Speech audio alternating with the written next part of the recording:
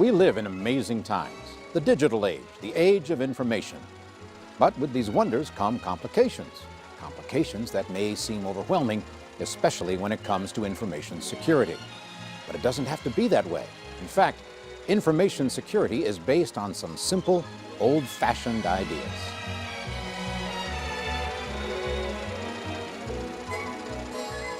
This is Billy. Billy has just started work in the Veterans Benefits Administration. Billy is excited to be starting work with us at the VA, but he's still got a lot to learn. Excuse me, sir? Sir, who are you talking to? Don't worry about that, Billy. You've got more important things to think about, like all the training you've still got to do. Luckily for Billy, a lot of our training at VA can be achieved using our state-of-the-art computer network. Say, that's a swell idea. But first things first. Before Billy can begin using VA computers, he's going to have to create what's called a username and a password. The username is simple. He can even use his actual name. Billy. That's terrific, Billy. Is there something I could do for you? You bet, Billy. You could choose your password. Oh, don't use simple words like presto. How could you see that from over there? And who are you talking to? Well, I'm talking to all of our new employees, Billy, because you all need to know how to create what we call a strong password. Could you maybe come over here and explain it? Sure, Billy. To begin with, your password needs to be at least 8 characters long. Oh, I see. So presto was just too few characters. Not so fast. It's weak for other reasons, Billy.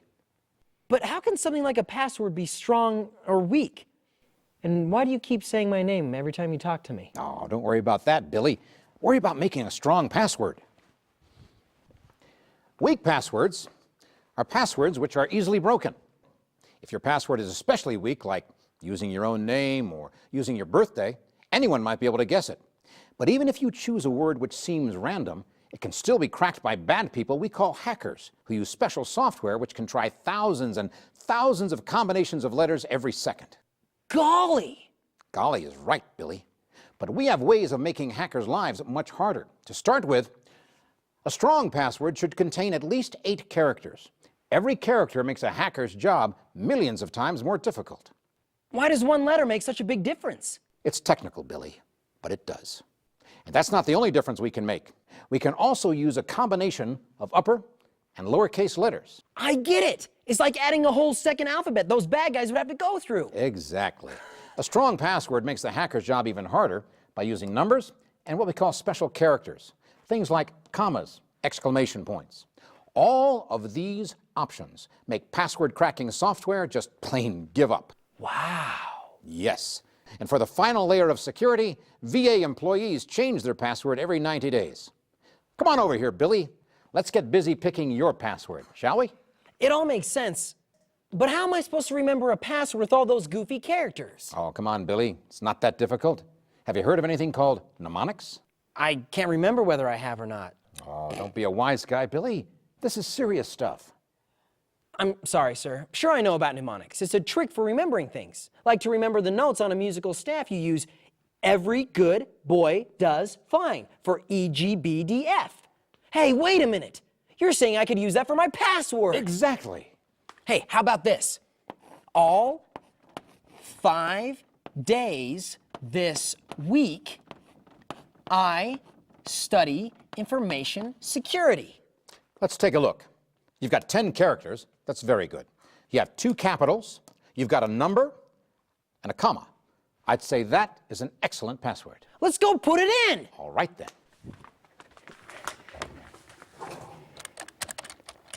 Billy, what are you doing wrong now? Golly, I don't know. You should never enter a password with someone looking over your shoulder like I am now. Oh. Yeah, in fact, you should do your best to position your keyboard and your workspace to maximize your privacy. That seems like a great idea. As long as strange men don't keep popping up in my office and talking to people who aren't there.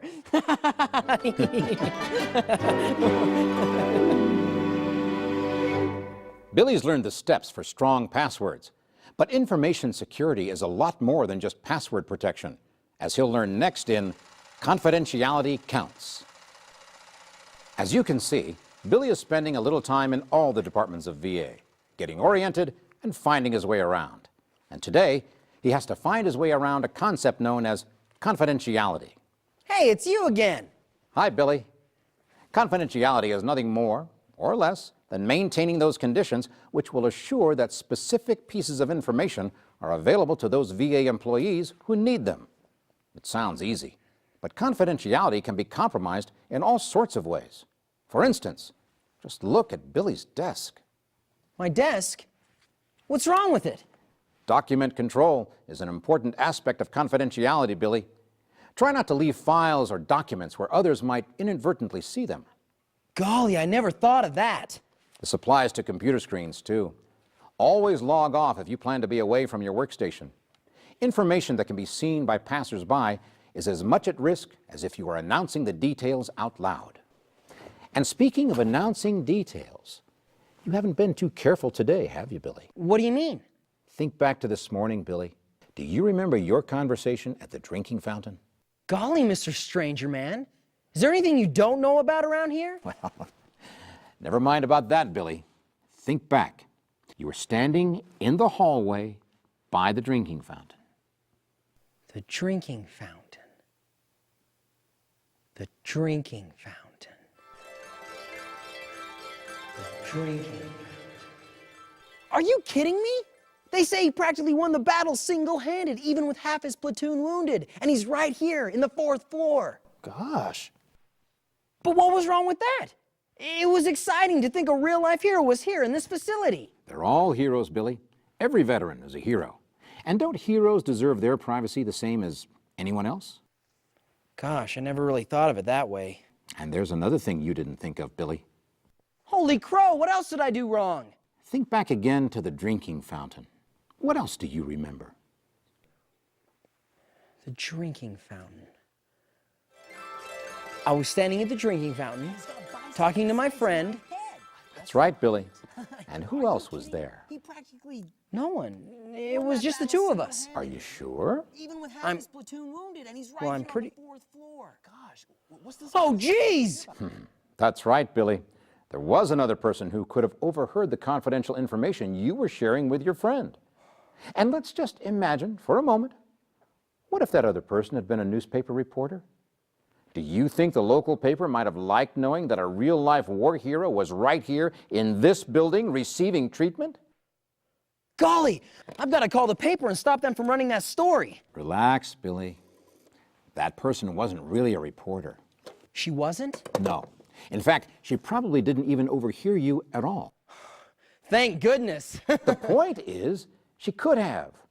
And all because you were a little eager to share confidential information. I could have gotten in a lot of trouble, couldn't I? Oh, you sure could have, Billy.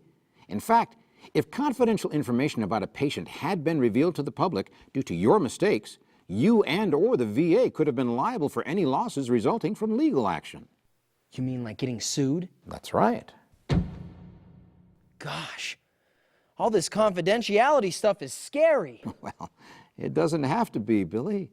VA has set up some awfully good policies and procedures for how to handle confidential information, including the conditions under which that information can be shared. If a coworker asks for a particular piece of confidential information, there are steps to be followed in determining whether to grant that request and exactly how to go about it. Learn the rules, and the rules will take care of you. Thanks, sir.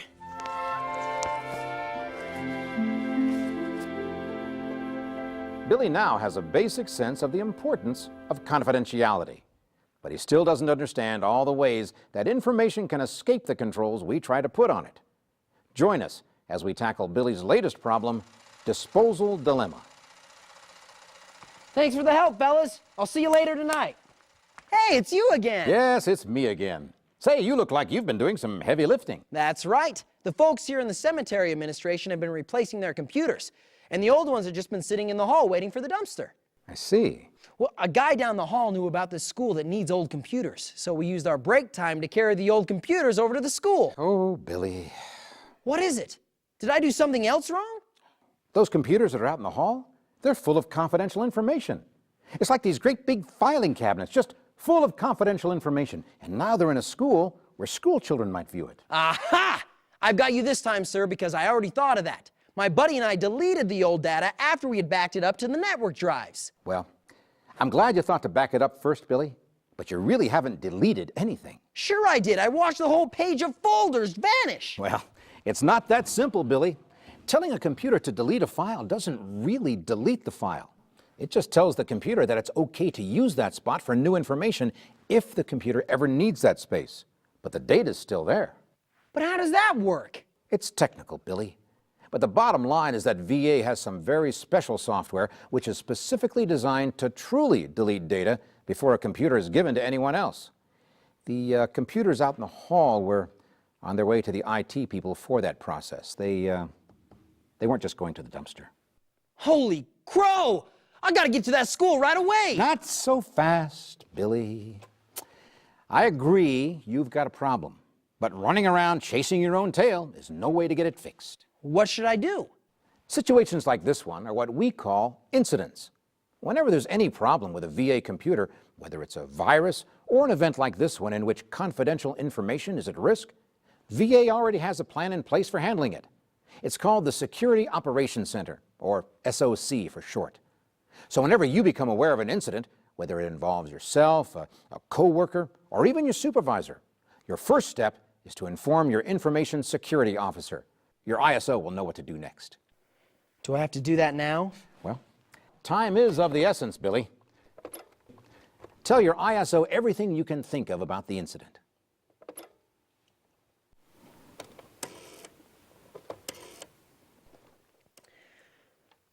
Yes, sir. Thank you, sir. I really am sorry. Now, that wasn't so bad, was it? Not too bad. You know what? That's not even the first time something like this has happened. Believe me, Billy, any organization the size of VA has seen plenty of incidents. And it's not as though you were trying to do something wrong. Your heart was in the right place. Let's hope that pretty soon those computers are in the right place, too. Billy's having the kind of first week that most of us would like to avoid. But his training and orientation are almost over. And now he's settling into his permanent post back where we first saw him, at the Benefits Administration. And he's about to learn the dangers of when email fails. Billy is starting a new day the way so many of us do, checking to see whether he has any electronic mail, or email as young people call it. It's not just young people. Everyone calls it that. And you don't have to stand over there. Come and talk to the BA employees like you always do. Well, electronic mail has become a vital part of how business is done all over the world. But it comes with its own particular challenges, too. Let's look at just a few of the ways that VA employees have to be careful with electronic mail. Hey, I got new email. You do, huh? Oh, heck. It's one of those chain letters. I'm going to write this person back and ask them to please remove me from their list. Hold on there, youngster. Why? Answering that kind of chain letter could cause even more problems than the chain letter itself. After all, the chain letter is bad because of the strain all those letters put on the electronic infrastructure, right? Yes. So the please quit it letters just put that much more strain. Better to just delete it, get on with your day. That makes a lot of sense. Thanks. Hey, I've got a new email. You do, huh? Yeah. My friend sent me this link to this. Hey, this is swell. What is it? This site will let me download software that will let me chat with friends, get free music, pictures, and movies. And it's all free. I'm going to go ahead and download it, but don't worry. I'll only use it during my personal time. Hold on there, youngster. The kind of software you're talking about, it's called peer-to-peer networking software. And a lot of them aren't allowed on the VA system. Huh. How come? Well, for one thing, the computer you're working on right now, it's already on a network. When you turn on peer-to-peer software, you're just basically adding another network to our entire system. It might be small, but it's still something we might not want riding along with us. After all, it could contain hidden code which could give outsiders access to our most secure data. Even when the intent isn't strictly malicious, a lot of these P2P applications contain adware and other problems. If it's something you really feel like you need, get in touch with your local IRM staff and have them approve it. And make sure I notify my ISO, right? You're learning, Billy. Excuse me just a second. Veterans Benefits Administration. Yes, sir. Yes, sir. Southeast Bell? I don't understand. You want me to do what? Hang on, please. Who is it, Billy?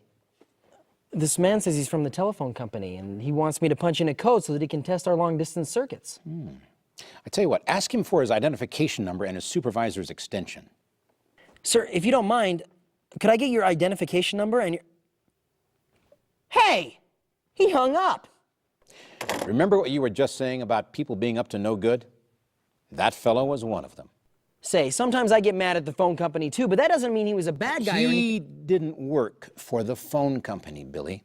If you had keyed in the code he was asking you to, he would have had access to the VA's phone system, and he could have made all kinds of unauthorized long-distance phone calls. What a rat fink!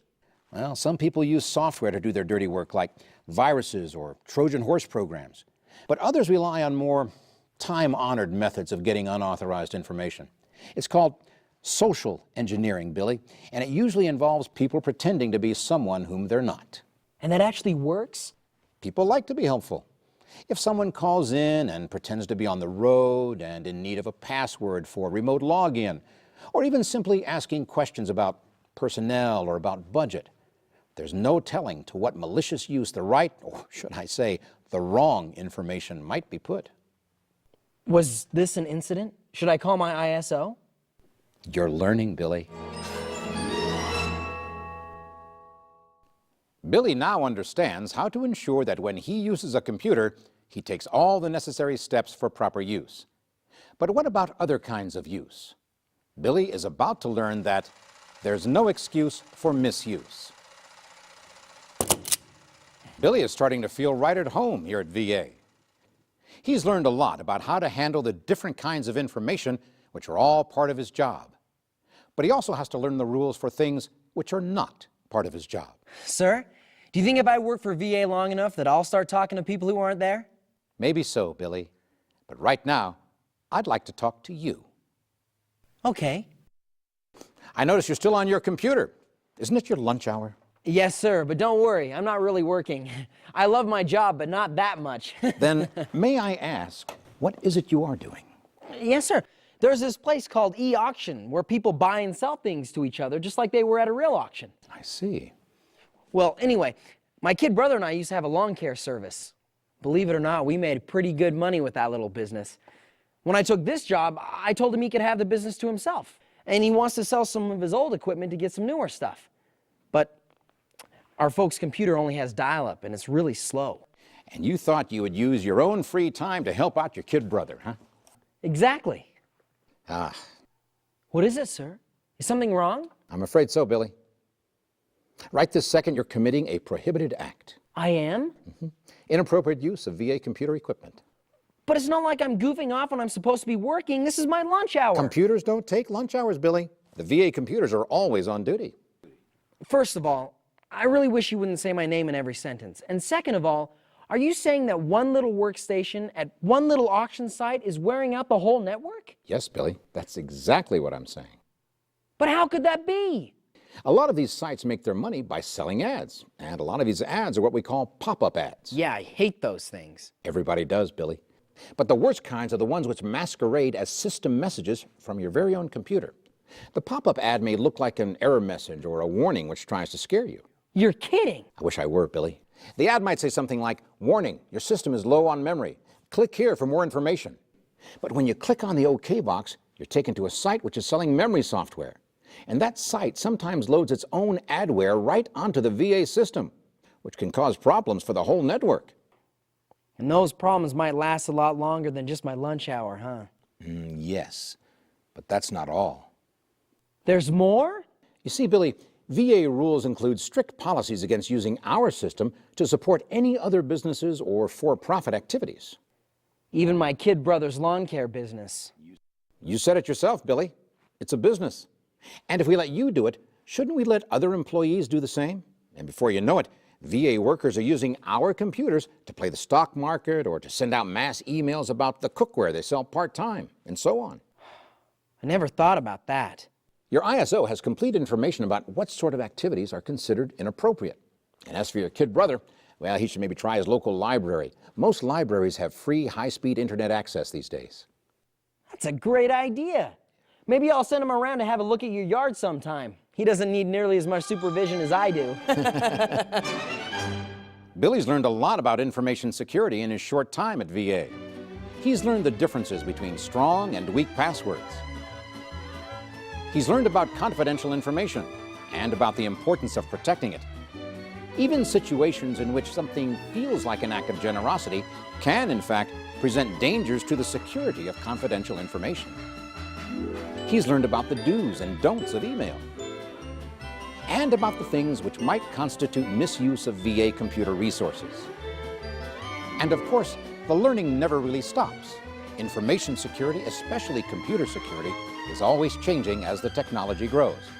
But that's why Billy will take additional training every year, so that he can stay on top of the latest threats and the latest techniques for fighting them. All of these lessons and experiences help Billy do what every VA employee needs to do: keep our information safe and secure. But sir, there's something I don't understand. What's that, Billy?